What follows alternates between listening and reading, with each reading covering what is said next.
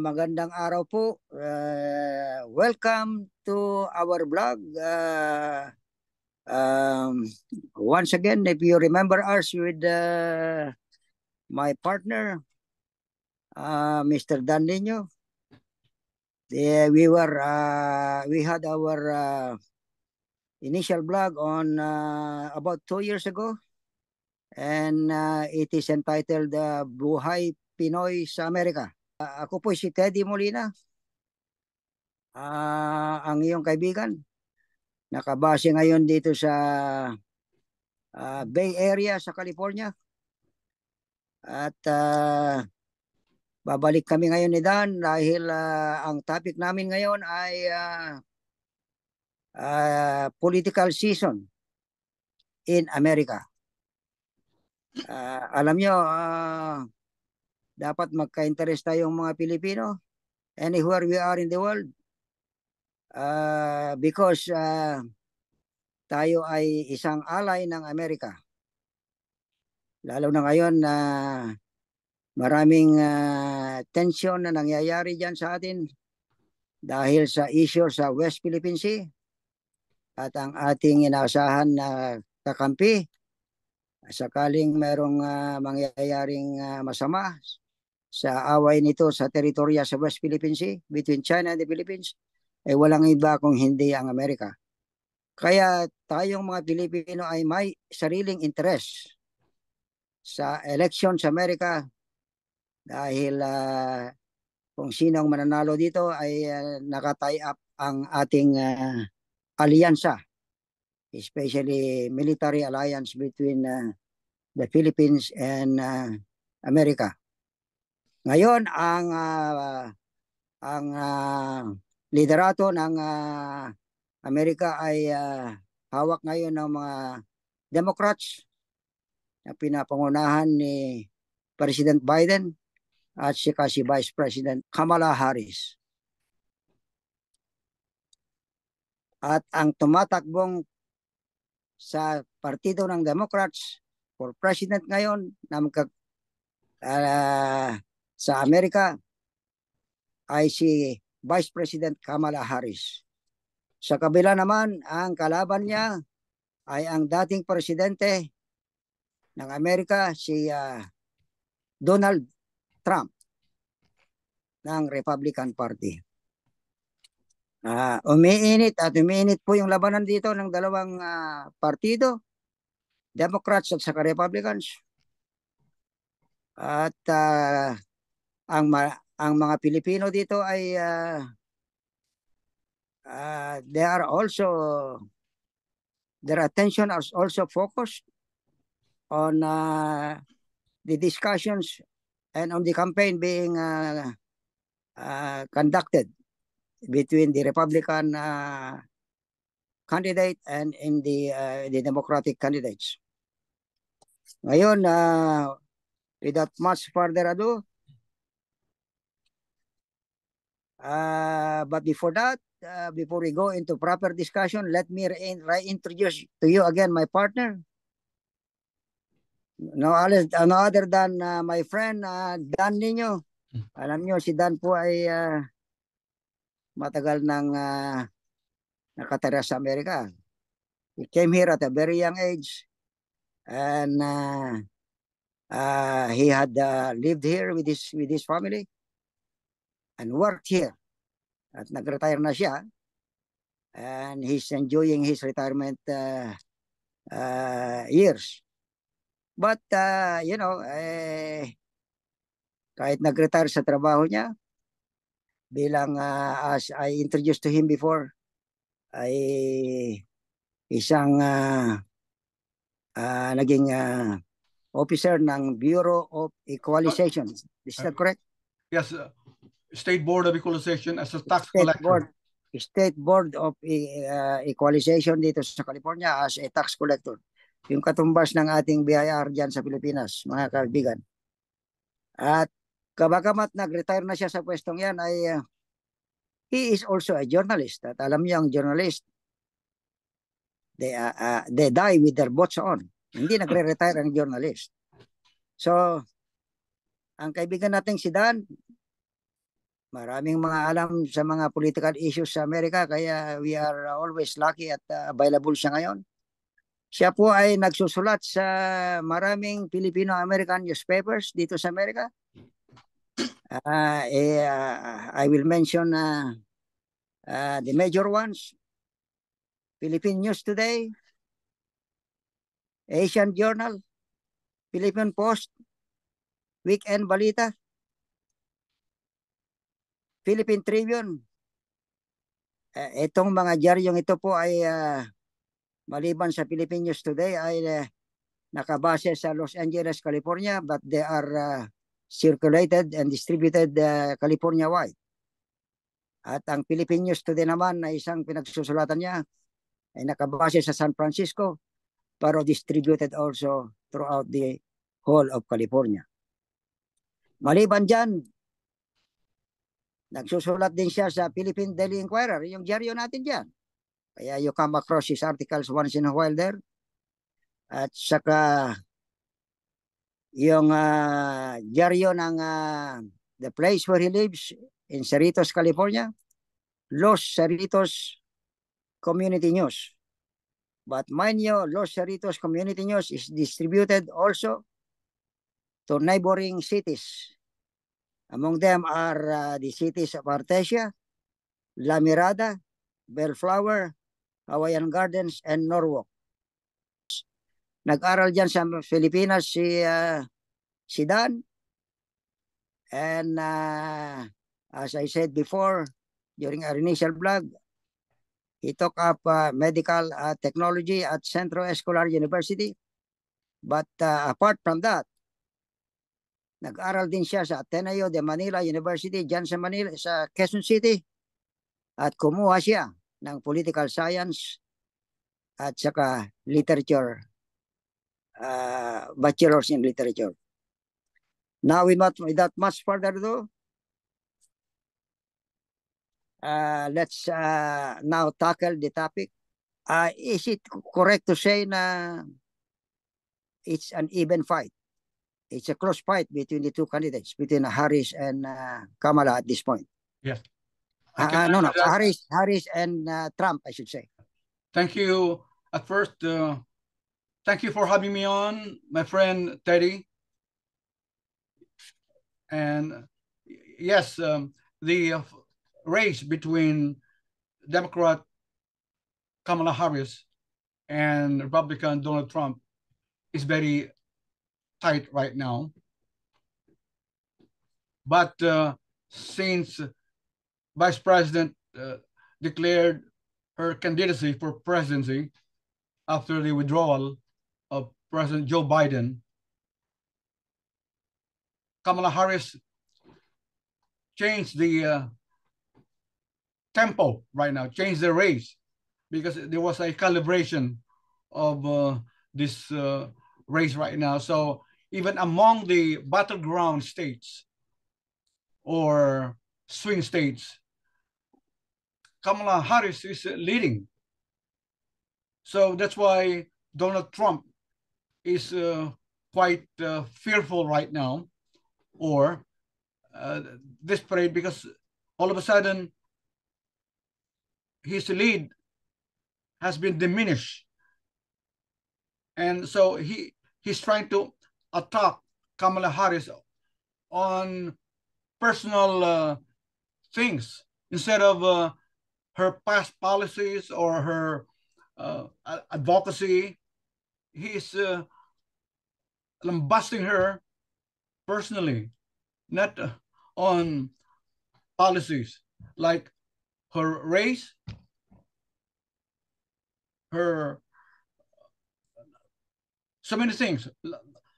So he's now very worried that he might lose this election. And in fact, Teddy, some of Republicans are turning against him now. In fact, if you know the Lincoln Project, these are Republican stalwarts, but now formed this Lincoln Project to turn against Trump, and now endorsing the Democrat candidates. So that's why Trump is worried. Yeah. Pero yeah, in fact, if I may add to that, maybe one thing that gets that is worrying the Republican camp is the fact that Trump's opponent in the person of Kamala Harris is a woman. That's correct, right? And she's not just a woman, she's a black. Yes. And you know, ito na lang dalawang bagay na ito ay sa tingin ko ay malaki ang base ni Kamala Harris, si Vice President Harris, because you can imagine how many women will be voting for her, and you can also imagine the large block of black voters in America, where she can capitalize and can call us a political base.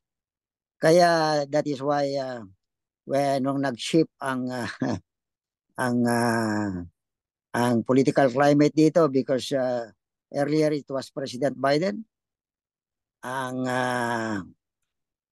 foreseen opponent ni Trump, but suddenly a situation occurred wherein Biden dropped out of the race and endorsed Kamala. And I think Kamala Harris' presence now as in the political arena as Trump's rival to the position is really causing sleepless nights to Trump and his party. But there are issues that Trump has been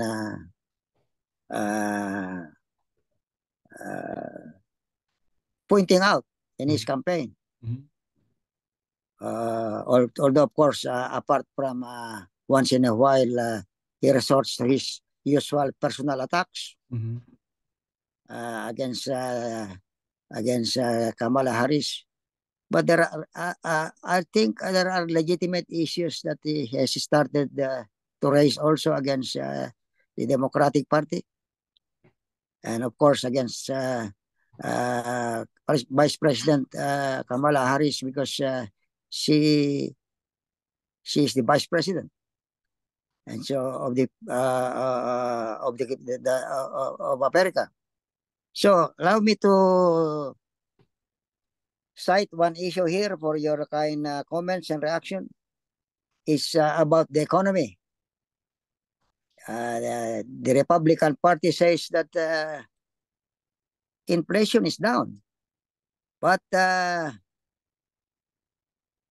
prices of goods, groceries, and commodities, including gasoline and fuel, are pretty high. So, and that's the issue they are raising against the party of Mr. Biden and Ms. Kamala Harris. What can you say about that? Yes, I can respond to that, Teddy. First, the rise of inflation was triggered by several factors that we cannot prevent. First, there was this invasion of Russia to Ukraine. And of course, because of this invasion, we don't import fuel or gas anymore from Russia. So our gasoline prices went up. Okay. And then second, also the pandemic also affected the prices. And then third, the Federal Reserve Board raised the rates, the interest rates. So So the Federal Reserve Board increased the interest rate so that to control or to lower the inflation. So the administration of President Biden had no choice but to accede to the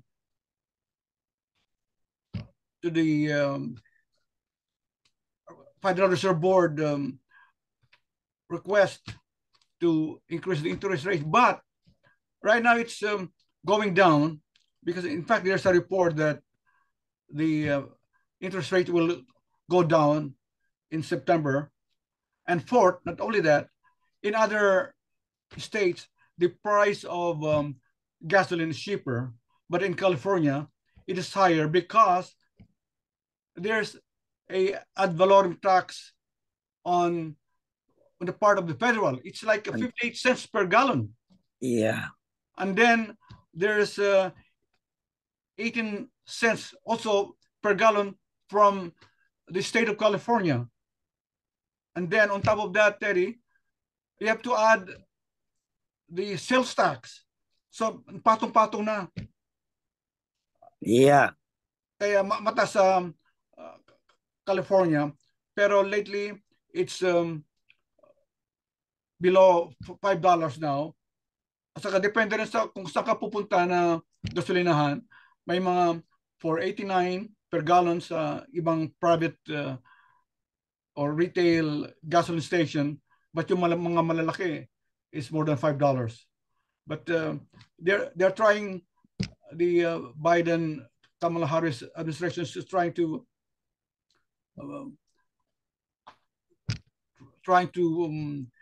improve the economy dahil maraming factors. So, of course, yung law of supply and demand, kumisan